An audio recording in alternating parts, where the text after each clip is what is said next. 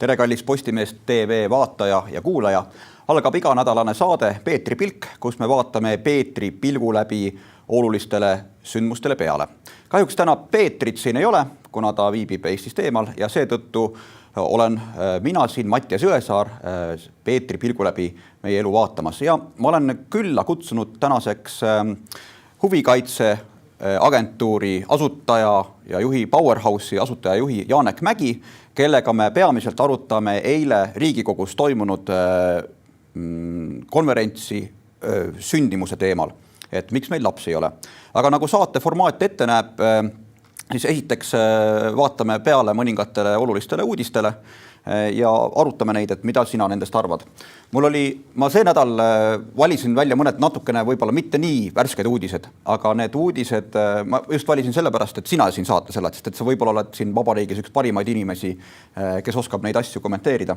Ja võtamegi esimese uudise ette, see pärineb ERR-ist ja see räägib Reformierakonna uuest manifestist. Nad ütlevad, et tegime Eesti korda, nüüd hakkame unistama. Et kuidas sa kommenteerid, oled ka ise poliitikas olnud osaline, suhtled paljude poliitikutega, kuidas sa kommenteerid seda manifesti? No esiteks ma tahaks Reformierakonda tunnustada, et nad otsustasid mingi käigu teha, et nad otsustasid millegiga välja tulla ja näidata, mida nad mõtlevad. Aga loomulikult Eestis viimase 25 aasta jooksul minu arust ei ole kordagi olnud sellist hetke, kus ühiskond leiaks, et nüüd me oleme valmis, nüüd on kõik tore. Taavi Rõivas vist ütles kunagi peaministrina, et nüüd on peenhäälestuse aeg ja natukene selles manifestis on ka seda, et nüüd me asume jälle peenhäälestama, sest ühiskond tegelikult tunneb hoopis midagi muud kui seda, mida manifestist lugeda saime.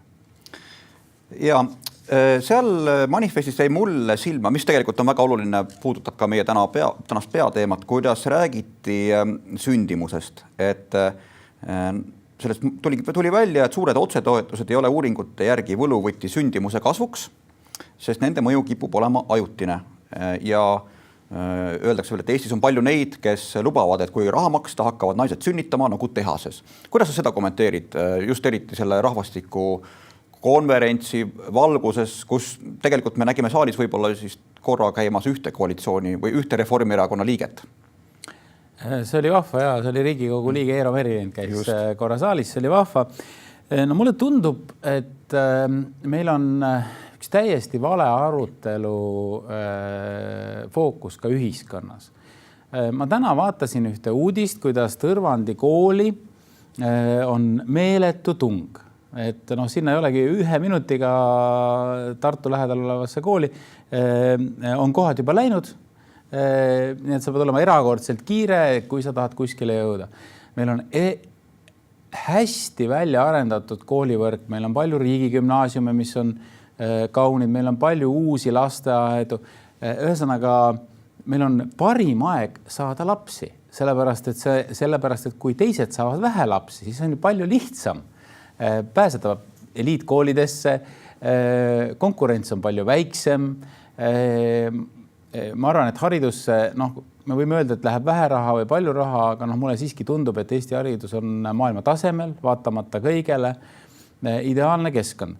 Aga mis puudutab neid toetusi, siis kunagi ei ole üks meede, mis annab sulle siis, mis on see võluvits. Tegelikult tuleb teha kõiki asju korraga. Tuleb arendada koolivõrku, tuleb toetada emasid, tuleb maksta toetusi, kõike seda tuleb teha.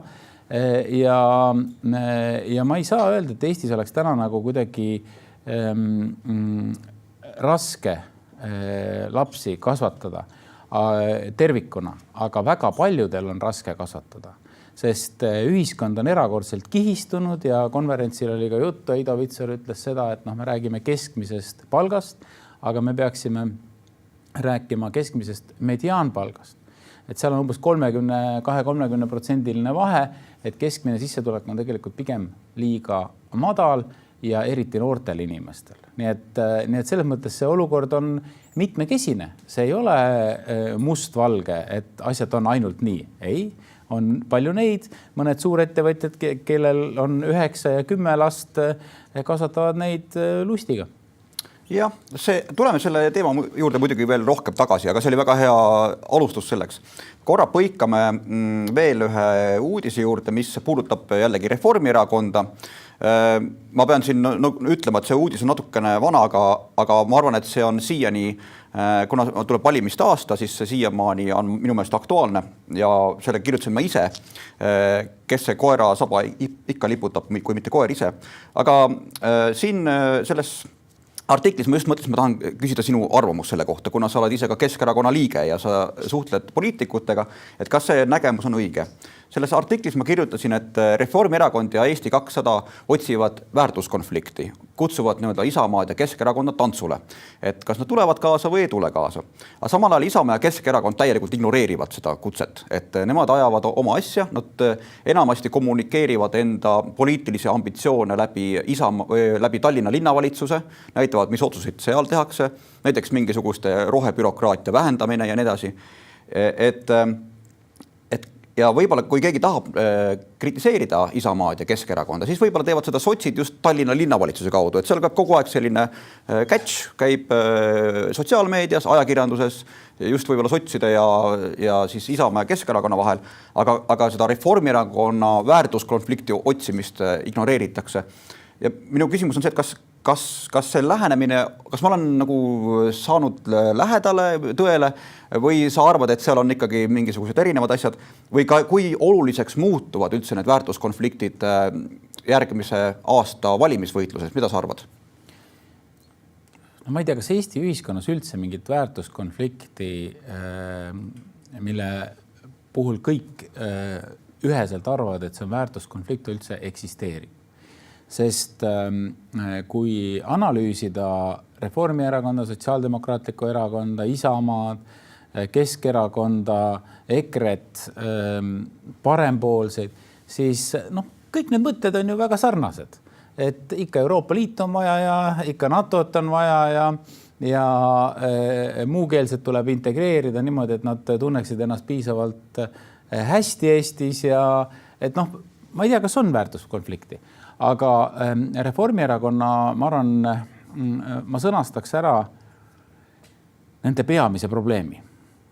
Neil on ainult üks probleem.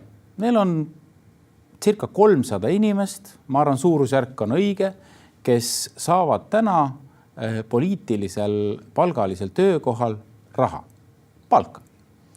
Ja kui nüüd kujutada ette, et sa ei pääse järgmisesse valitsusse, siis sa kaotad mitte ainult ministrid, vaid ka nende nõunikud, nende lähedased kolleegid. Kui Riigikogus 15 kohta, 20 kohta Reformierakond tõenäoliselt järgmistel valimistel saab, aga see on vähemalt 2 korda vähem, kui neil on praegu koos ülejooxikutega. See on katastroof.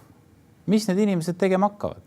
Ja siis sa hakkadki otsima selliseid kunstlikke põhjuseid, et miks tegelikult ühiskond peaks joonduma konkreetselt nende järg.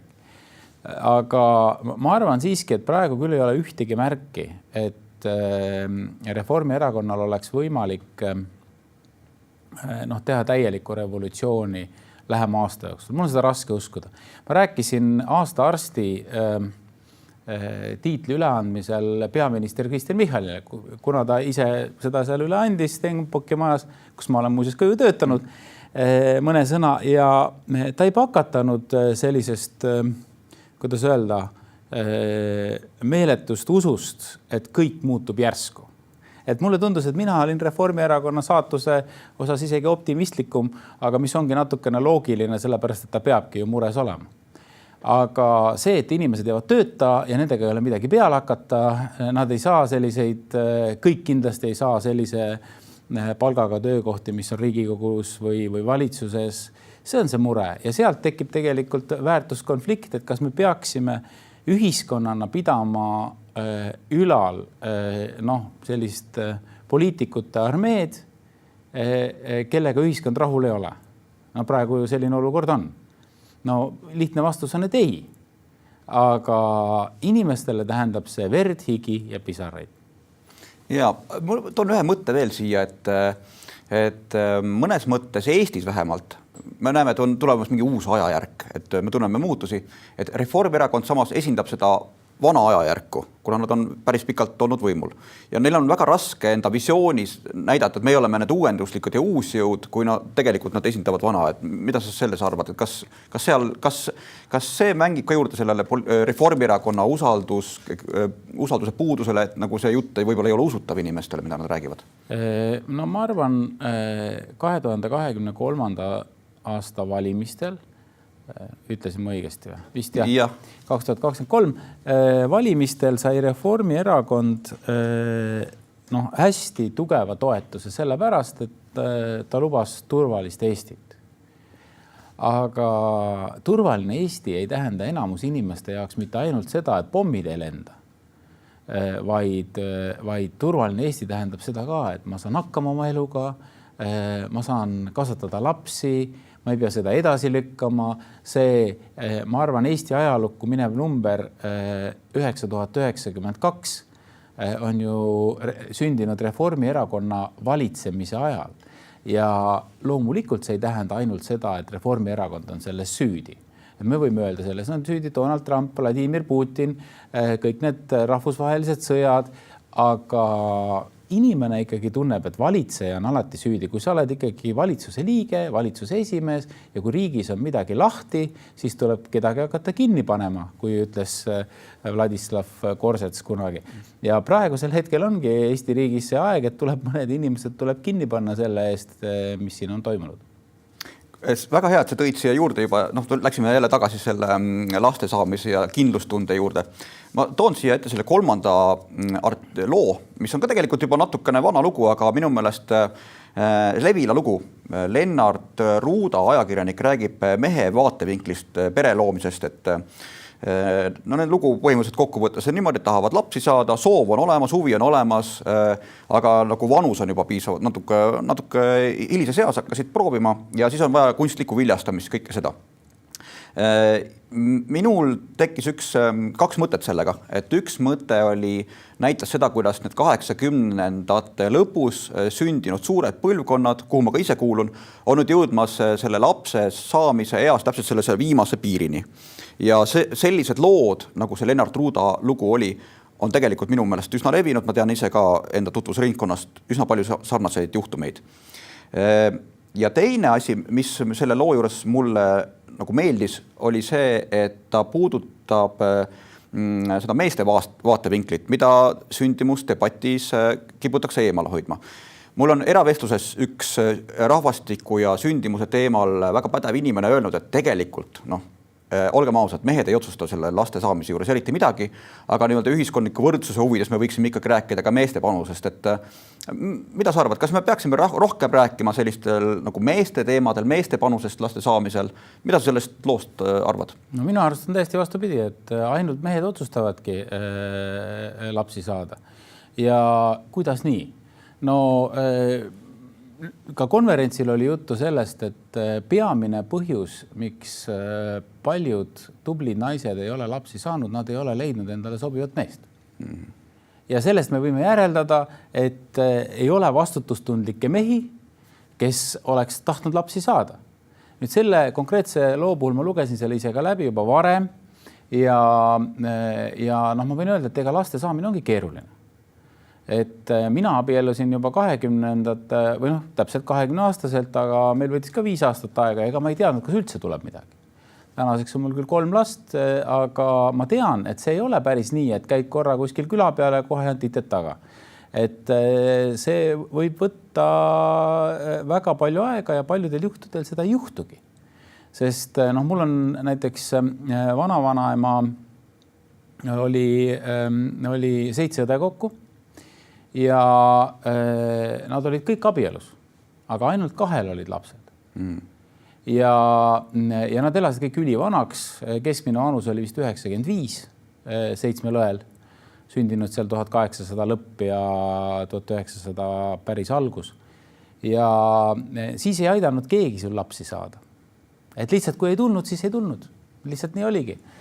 Aga praegu ma arvan, et enamus mehi tahavad lapsi. Võib-olla vanuses on kinni. Mul on tegelikult üks sõber, kes on minuealine ja kes väga oleks tahtnud lapsi saada, aga elu läks niimoodi, et tal seal elukaaslasi oli üks ja teine ja võib-olla see oli ka probleem, aga tänaseks ta ei ole isaks saanud ja ma arvan, et see on talle mure. Või ma tean, et see on talle mure. Jah, ma tean ka väga paljusid inimesi ka enda vanuses, kellel on see sama. Nii et pigem on küsimus selles, et võib-olla me räägime liiga palju sellest, et see on nagu selline surve naistele. See ei ole. Sest paljud minu tutvusringkonna naistest, kas paljud, aga päris mitmed, keda ma tean, kellel ei olegi meest, kes on kasutanud kunstlikku viljastamist ja mis teha?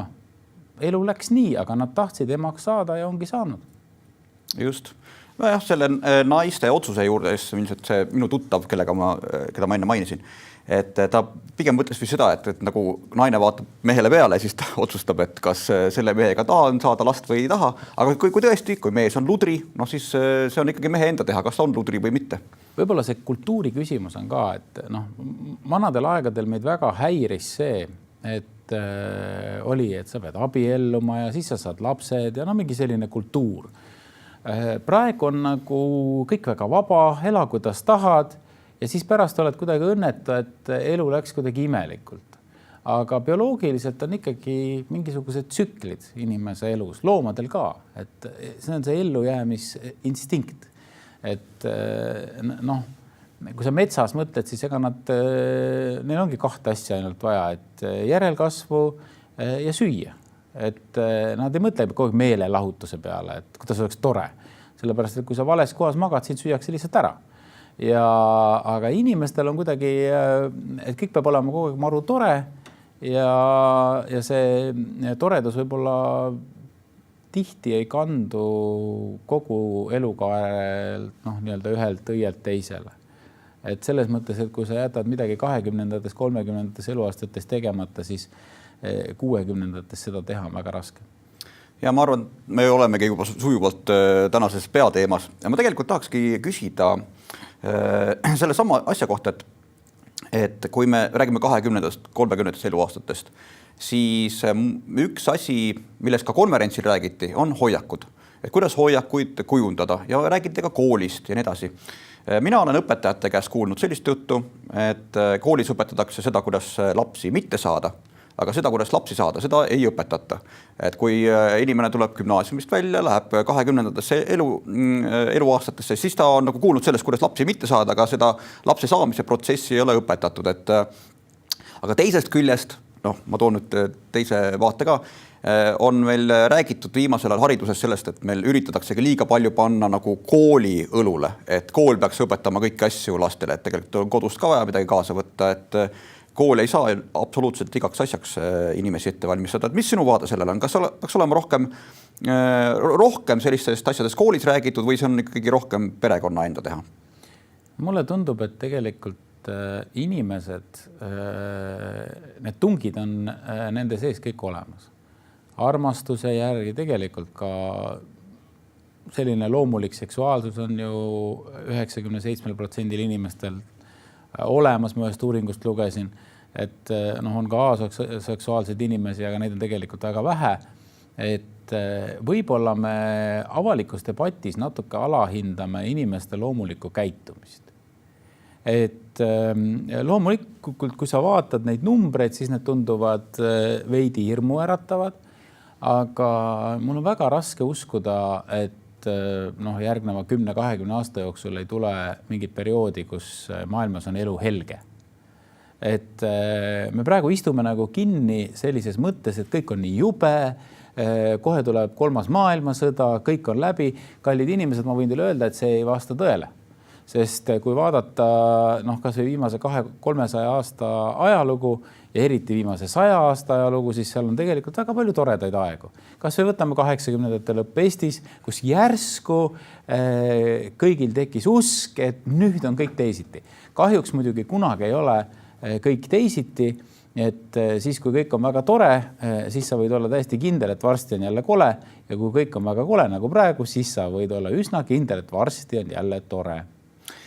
Ja kusjuures seal konverentsil räägite ka just ka sellest väärtust nihkest, et kuidas on võimalik, et inimeste arvamus või selline perekondlik suhtumine on nagu muutunud. Me just, sa ise mainisid ka sellest, et on muutunud vabamaks ja kõik elavad kellega koos, aga tahavad. Hiljaaegu ma kuulasin Kanada opositsioonijuhi, kes väga napilt jäi peaministri kohast ilma, Pierre Poilievre'i pikka intervjuud ja küsiti ka nagu noorte väärtuste kohta. Ja umbes samas võtmes, et vaadake, kõik on jube ja mida noored kõik arvavad. Ja see Kanada opositsioonijuht ütles, et tema on hoopis teine vastupidine pilk, et tema näeb Kanada noortes väga suurt tulevikku. Et nii palju, kui näitavad mingid uuringud, on Kanada noored, neil on see eelmine põlvkond on olnud väga liberaalne, ja väga selline ongi niimoodi individualismile põhinev, et need noortel on see väärtus nii, nemad tahavad olla vastupidised, et kuna nende elus on nii palju olnud ebakindlust näha, siis nad võib-olla tahavadki sellist tugevat perekondlikku traditsiooni ja tahavad endale oma kodu, ei taha elada üürimajas, tahaksid nagu rohkem vabadust, et ta tunneb, et see väärtus nihe on tulemas ja tulevik ongi selles mõttes positiivne. Et mu küsimus ongi, et kui meil on väärtus nihe käinud ühtepidi, miks ta ei võiks minna teistpidi? Ma arvan, et lähebki. Et praegu kõik märgid ju näitavad, et tegelikult aasta pärast me näeme hoopis teistsugust valitsust kui täna. Ja ma ei arva, et inimesed, kes täna valitsevad, on kuidagi halvad. Aga see ideoloogia, mida on pikka aega aetud, see ei ole toiminud. Ja ühiskond ootab midagi muud. Ja seda ta tõenäoliselt saab ka. Ja üks asi, millest konverentsil korduvalt räägiti, on see, et oleks vaja erakondade ülest kokkulepet rahvastikupoliitika kohta. Aga samas neid perepoliitika dokumenti analüüsi on tehtud küll. Minu teada, kas oli Riina Solman, rahvastikuminister, kui tehti näiteks rahvastikupoliitika põhialused, on suur dokument, üritati teha ka dokument, see oli vist 2035. aastani mingid kindlad riiklikud suunad, aga see jäi jälle kuskile nagu takerdus kuskile poliitikasse. Samamoodi minu meelest on olnud Pere Sihtkapital, on teinud mitmeid uuringuid, üritusi, aga jällegi tundub, et mingil määral on need ka poliitikasse või nagu seadusandlusesse rakendatud, aga jällegi üsna palju jääb kusagile kännu taha kinni. Et kui palju see konverents võiks mõjutada seda, et kas see konverents on jälle asi, mis jääb kännu taha kinni või selle konverentsilt on midagi sellist võtta, et saame selle erakonna üles rahvastikupoliitika? No seda eelmise aasta sündide arvu 9092 me võime vaadata kahtepidi. Et tundub väga väike, viimase 100 aasta kõige kehvem tulemus. Aga võib-olla, kui kõiki neid konverentse poleks tehtud, oleks see 3021. Nii et võib-olla on päästetud ära väga palju elusid. See on muidugi hea point, jah. Aga jällegi ma tulen selle erakondade ülese konsensuse juurde tagasi, et me siin saate algus mainisime, et seal oli üks koalitsiooni esindaja. Aga ja me rääkisime saate alguses ka sellest, kuidas Reformierakonna visioonis tegelikult ei ole sellist nagu raha jagamist, nagu nad ütlevad peredele. Kuigi seal konverentsil näiteks Heido Vitsur ja Indrek Neivelt käisid nagu ikkagi välja, et see raha tuleks jagada. Raha on ja raha tuleks perekondadele jagada. Mulle on jäänud mulje, et erakonnad võtavad mingi ühe poliitika, mis neile endale sobib, ja siis üritavad selle juurde maalida pilti, et vaadake, see on ka nüüd rahvastikupoliitika. See edendab sündimust. Siin Ossinovski aegses linnavalitsuses istutati puu iga sündinud lapse eest. Et mõnes mõttes võis ka seda kirjeldada kui sündimust edendavat meedet. Aga minu meelest see natukene läheb umbes samma kategooriasse nagu, ma ei mäleta, kas see on tõsi või on see legend, aga et kunagi Lätis korraldati laulupidusid kaitse-eelarvest. Et näitame kaitsekulusid suurena, samas korraldame laulupidusid. Või kui me ise kaitse-eelarvest ehitame, remondime ära kõik Tapa, ma ei tea, need mingisugused tänavaaugud.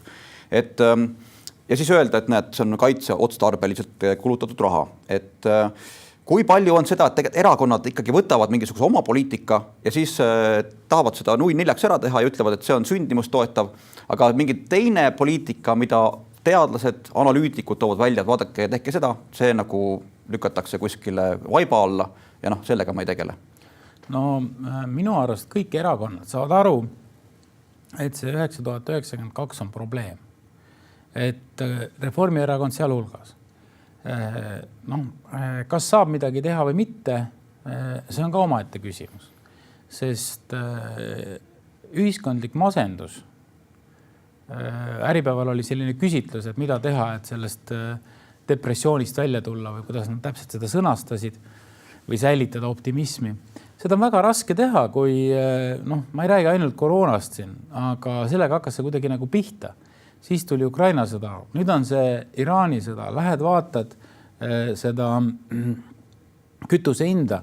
2 eurot ma vist ei ole veel näinud, aga diiselkütus vist ühes tanklas maksis küll 1,865, eks ole, mis on ikkagi väga paljude inimeste jaoks tundub kosmos. Ja nii et milles siin ikka kokku leppida, et ma tegelikult ei usu, et üksikud meetmed, teen nii ja siis on kõik parem, midagi muudavad. Aga küll oleks vaja ühiskonnas võib-olla kokku leppida erakondade üleselt selles, et me usume oma riiki ja elame nii kaua, kuni suudame. Et hoiame sellest elust kinni, hoiame sellest riigist kinni, sest kui mõelda edukate riikide peale, siis nende visioon on väga pikk. Näiteks Hiina, et meie mõtleme siin 4-aastases tsüklis, nemad mõtlevad 5000-aastases tsüklis ja seetõttu otsused on väga erinevad. Et meil tegelikult on vaja ikkagi mõelda minu arvates ka nii, et iga asi, mida me teeme, aitaks Eestil püsida veel 5000 aastat. Sest see aeg läheb väga, väga ruttu, et ma käisin Iisraelis novembris ja külastasin seal vanalinna ja kohti, mõned hooned on ehitatud 2000 aastat tagasi ja rohkemgi. Aga tegelikult nad näevad välja tavalised. Nii et Eesti 200 pikk plaan, mis ei ole väga pikaks kahjuks vist osutunud, see mõte oli ju õige. See algne mõte, et Eesti tuleb ehitada üles, võib-olla mitte 100 aasta perspektiivist võib-olla vähem, aga 1000 aasta peale suudaks mõelda, oleks juba päris hästi. Konverentsi lõpus esines Mark Kortfelder, rahvastikuteadlane, ja tema viimase slaidi peal oli selline sõna nagu säiletahe. Et meil on kaitsetahe, et võiks olla ka säiletahe, kuidas rahvas säilib. Ja ta jättis lahtiseks selle küsimuse vastuse, et tema ei ole suhtekorraldaja, tema ei tea, kuidas seda täpsemalt seda säiletahet viia rahvani, et inimesed tõesti hakkaks uskuma, et meil peab olema säiletahe. Ma nüüd küsin siin sinu käest, et kuidas seda Kortfelderi ideed oleks võimalik Eestis ellu viia? Minu arvates Eesti rahval on säiletahe täiesti olemas. Ma arvan, et loomulikult avaliku elu tegelased peavadki natuke loosunglikite keeles rääkima, et hoida nagu sellist meeleolu ja kõike muud. Aga ma arvan, praegu on lihtsalt ajutiselt selline aeg, mis on erakordselt depressiivne mitte ainult Eestis, vaid tegelikult kogu maailmas. Ei ole ühtegi sellist nagu positiivset lahendust.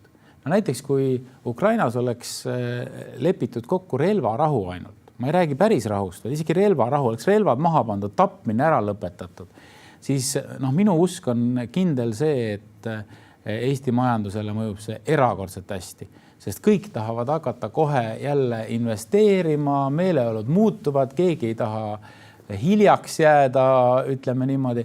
Aga praegu sellist positiivset muutust ei ole ja ütleme, kui majandusest, millest me täna väga vähe rääkisime, siis majanduses on ikkagi niimoodi, et seal loeb ainult optimism. Ellu jäävad ainult need ettevõtjad, kes usuvad tulevikku. Et need, kes kogu aeg kotte kokku pakivad, need ikkagi kärbuvad lõpuks ära. Nii et praegusel hetkel mina ütleks, meil on see tahe olemas. Elame kaevikus, aga me oleme ju elus. Me ei ole ju alla andnud, me ei ole ju öelnud, et nüüd on kõik, viimane laev läheb, kustutame tule. Sellist hetke ju ei ole. Kuigi siin vahepeal kirjutati päris palju, et ettevõtjad on kõik endale Hispaaniasse kodud ostnud ja ja sinna sõjapakku hakkavad minema, siis praegusel hetkel ma arvan, seda on ka kapo ja teised olulised institutsioonid väljendanud, et täna, siin ja praegu sellist otsest sõjaohtu Eestil ei ole. Aga meil hakkab saade vaikselt lõppema ja ma viimase küsimusena küsin sult seda, et mis oli kõige positiivsem uudis sellelt konverentsilt? Ma võin öelda, mis mulle oli Helen Meumersilt, et Sotsiaalministeeriumi inimeselt, et see Sotsiaalministeeriumi sündimusraport, et selle tegevuskava hakatakse juuni lõpuks, tehakse nüüd korda ja siis selle järgi hakatakse nüüd meetmeid vastu võtma. See oli minule üks tore positiivne uudis. Mina tooksin välja selle, et ikkagi inimesed tahavad lapsi saada. Et see on tegelikult Eestis reaalne asi. Ja siis on küsimus, et miks neid ei ole siis? Sellest oli juttu meil siin juba täna, et mehed on meil sellised saamatud ja ei suuda ennast kehtestada ja huvitavad olla ja olla haritud. Aga seda ma ei usu, et Eestis on kadunud tahe lapsi saada. Tahe on olemas väga paljudel inimestel. Aga seal mõnikord läheb lihtsalt aeg mööda, kui on nii depressiivne aeg kui praegu. Ja mina arvan, et valitsuse ülesanne on tegelikult hoida meeleolu üleval, mitte seda alla kiskuda. Et ma loodan, et ka praegune valitsus suudab siin midagi ette võtta, näiteks jättes ära aktsiisitõusud. Aitäh nende viimaste mõtete eest ja aitäh ka Postimees TV vaatajale ja kuulajale. Te saate vaadata Riigikogus toimunud konverentsi järele ka Postimehe veebis ja seal on olemas ka kõikide ettekandjate lühikokkuvõtted. Mina olin Mattias Jõesaar ja minuga oli siin saates Janek Mägi. Järgmisel nädalal juba järgmised teemad. Aitäh vaatamast, aitäh kuulamast!